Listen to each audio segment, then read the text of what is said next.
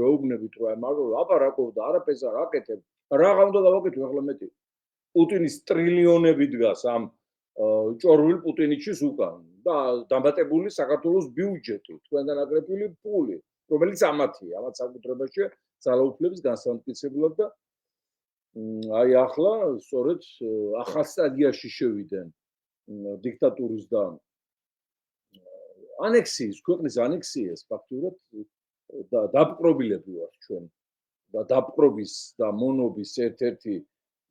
საინტერესო თავისებურება ის გახლავთ რომ ვერ გძნობენ ამას მსხვერპლმა და ზოგიერთ საამურად მიაჩნევთ ასეთ მდგომარეობა და ფიქრობენ რომ უზრუნველად და უსაფრთხოდ არიან ომი არ არის და არავინ არ ხოცავს ამ დროს კიდევაც ხოცავენ კიდევაც სამშობლო ნერგებიან კიდევაც ლუკვაპუს ართმევენ კიდევაც გამრავლების საშუალებას არ აძლევენ და უგზალავენ მაინც კმაყოფილება ზოგიერთი დიახ და გადავიდნენ ახალ სტადიაზე ეს არის ძალადობრივი უკანონო ფორმირებების შექმნა ვიღაც ქართველი შვილს დაანონსებიეს დღეს ვიღაც ხისთავა სპორტსმენს აი რო გეუბნებოდით რომ ბედის წერა ამ ქვეყნის ოლიგარქები და სპორტსმენების ბლოკი ბედის წერა შეიძლება გახდეს თუ დროზე არ მოვიცილოთ დაანონსებინეს რომ იწყებენ მხედრიონიზაციას სისტემის მხედრიონი კიდე სხვა მოვლენა იყო იქ პატრიოტებიც იყვნენ სხვათა შორის მინდა მოგახსენოთ რომლებიც იბრძოდნენ და თვეობით სანგრებში ისხდნენ იგივე აფხაზეთში მაგრამ აქ ახლა ამათ ასეთ რამეს ვერ დააბრალებ იმასაც ვერ ბედავენ რომ ჩავიდნენ და ოზიშიან ხურვალეთში ბრიფინგი ჩაატარონ და განცხადება გააკეთონ და გადასახონ რუსებს რომ თქვენ აქ ოკუპანტები ხართ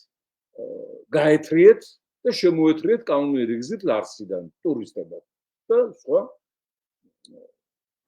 ინვესტორებად და სხვა მშვიდობიანი მიზნებისათვის ამასაც ვერ ბედავენ და ამიტომ შედარებად შეიძლება ხედრიონთანაც კი იყოს უადგილო და ანონსეს რომ ეს კუნთიანი სკელკანიანი მასა უჯიგრო შინაარსო უსულო უსამშობლო ძირითადი ნაწილი არიან კადიროვის და პუტინის დაღესტნელი მოჭიდავეების და პუტინის ძიუდოისტების ძმაკაცი მეგობარი და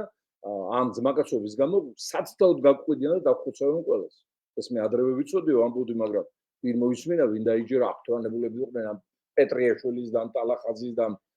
კიდე ვიღაცების მედლებითა და წარმატებული კობიაშვილების და კალაძეების ორი ბურთი გაგვიტანა კალაძეები სპეციალურად გაიტანა კორუფციული ბურთები იყო მეჭორმეპარება როგორც ურის ეს იყო ჩაწყობილი თამაში და ამაში დივიდენდები აიღო სერიოზული ფულადიც და დობის კუთხითაც იმ გუნდში სადაც ბრძანდებოდა იტალიაში იყო ხო და ეს კაცი აღაზევეთ და ჩათვალეთ რომ შესაბამისად ისარგებლეს ბოლომდე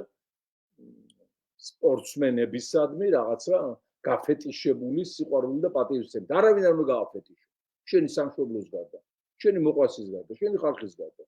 სპეციალობის მიხედვით გაფეტიშება არ გაუგია არავის და ღმერთი კრძალავს ამას პირდაპირ გეუბნება არავინ იწამო ჩემს მეტი ხო შორს გლობალური მასში გადავარდი მაგრამ ნუ პრინციპში ვითარება ეგეთია რომ იწყება ფორმირებების შექმნა რომელთა მიზანია ხალხი დააშინონ ცემონ დაატერორონ შექმნან მასობრივი ფსიქოზი რომ პროტესტი არ გამოიხატოს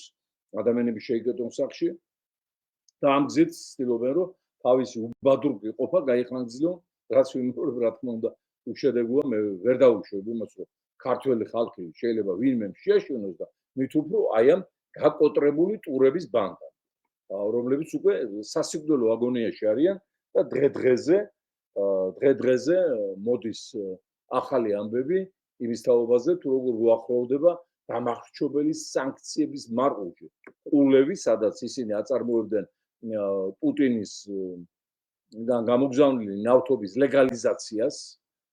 და არტყავდნენ დოკუმენტებში რომ ვითომ საქართველოსშია ისლამის მოპოვებული არათუ გადამუშავებული და მთელ მსოფლიოში უკვე დავიკავეთ პირველი ადგილი როგორც ნავთობის ექსპორტიორმა ქვეყანამ და გაუსვარდით მე მგონი ვენესუელას და საუდის არაბეთს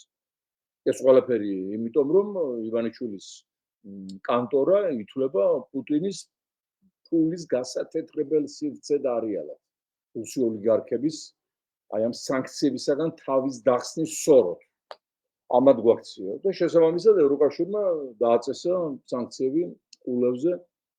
ეს დასაწყისია, მეგობრებო, ძალიან ცუდ ამბებს უნდა ელოდონ და ეს იციან და ამიტომ ცდილობენ შეაშინონ საზოგადოება, რომ აი დაგვემორჩილებით ჩვენ კუნთავი კი ბიჭებიც ყავს, რომლებიც პოლიციის გვერდის სავლით გაგისწორებენ ანგარიჯს და შეიძლება წავიდნენ არა მარტო ფიზიკური ხელყოფაზე, არამედ მკვლელობაზეც კი. აი ეს არის ჩადებული, უნდათ რომ გაახსენონ ის 90-იანი წლები და სხვადასხვა 90-იანი წლებში ქართულმა ხალხმა მოინელა შერეული ფორმირებები, დაიშალნენ ისინი, ლიდერები დაიჭირეს, ბევრი ეხლაც ვერ შემოდის ქვეყანაში, უამრავი ციხეში იჯდა, ასე რომ მათაც ძალიან ხანმოკლე გაზაფხული ჰქონდათ, თუმცა ზიანი მოგვაყენეს ნუ საუკუნეებში. დიახ, ანუ ეს სიახლე არის, ხო და სანქციების მარყუჟი გამანადგურებელი ბლოკადური სახით უახლოვდებათ, ყულევი ამის ძალიან სერიოზული სიგნალია და მაგის გარდა ახალი სანქციები უკვე რუსეთის ენერგეტიკულ სექტორზე, ინტერრაოზე და აი ამგვარ დარგებზე შეეხო ირიბად თელას და თელმიკოს და აი ამ თელ ენერგეტიკულ სექტორს, სადაც სამთეთრიან ელექტროენერგიაში წყალს გვაძრობენ და 10-ჯერ მეტად გვიზდიან ფაზს, რომლითაც სარგებლობს კალაძე, ნუ ივანიშვილი, რა თქმა უნდა, ეს ნაძირალა მაკაცარია ივანიშვილის და კალაძის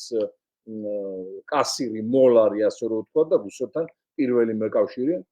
მისია ასევე თბილისის სატრანსპორტო ქსელი და ეს გაზმომარაგება, ნუ ერთ-ერთი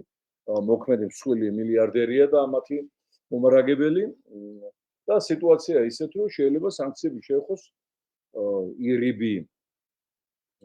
წესით უკვე აღარა, პირდაპირ წესით, იმიტომ რომ მათ სათაო ოფისები მოსკოვში დაწანცილებულია. და ეს ნიშნავს რომ თელ იმას დარგს ეხება რუსეთშიც და მის გარეთაც, მათ შორის საბანკო მომსახურებას და აი ახლა უნდა ყოლიყო ჩვენ ზუსტად ეროვნული ხელისუფლება, რომელიც მოახდენდა ნაციონალიზაციას მთელი ელექტროენერგეტიკული სისტემის, მათ შორის აი ამ თელას თელმიკოს გარდა მთელი საქართველოს დენით მომარაგების სისტემისას და გამოაცხადებდა სახელმწიფო საკუთრება, დაუშვებდა ფასს სამ თეთრს, როგორც ეს არის